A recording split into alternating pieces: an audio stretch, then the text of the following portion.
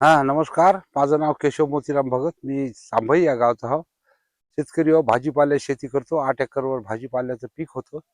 आणि बघा माझ्या प्रिय मित्र हो, माणूस निसर्गाच्या या तावडीमध्ये सापडतो, कधी कधी भावांतराच्या तावडीमध्ये सापडतो, कधी काही होत नाही. आज बघा एवढा मोठा हा याचा टमाटरचा प्लॉट आहे. आज हजार हजार कॅरेट टमाटर याच्यामध्ये उभा आहे. पण त्याची मजुरी, त्याचा तोडायचा खर्च, अडद, दलाली, गाडी भाडे याच्यामध्येच हे सर्व जाऊन जाते. शेतकऱ्याला काही उरत नाही.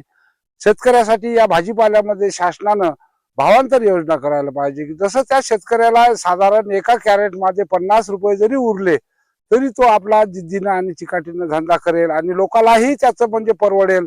असं आम्हाला म्हणायचं नाही की बा शेतकऱ्यालाच परवडलं पाहिजे, लोकांनाही खायला मिळालं पाहिजे. या दृष्टिकोनातून असं व्हायला पाहिजे, असं माझं मत आहे. नमस्कार. मी प्रीतम गोविंदराव भगत, मुक्काम चांबई पोस्ट पाळीचा तालुका म्हणून जिल्हा वाशिम इथला शेतकरी असून इथं आता हे क्षेत्रफळ जे आहे 1 सव्वा एकराचं टमाटरचं, याच्यातनी 1000च्या वर बी माल असू शकते आहे कॅरेट.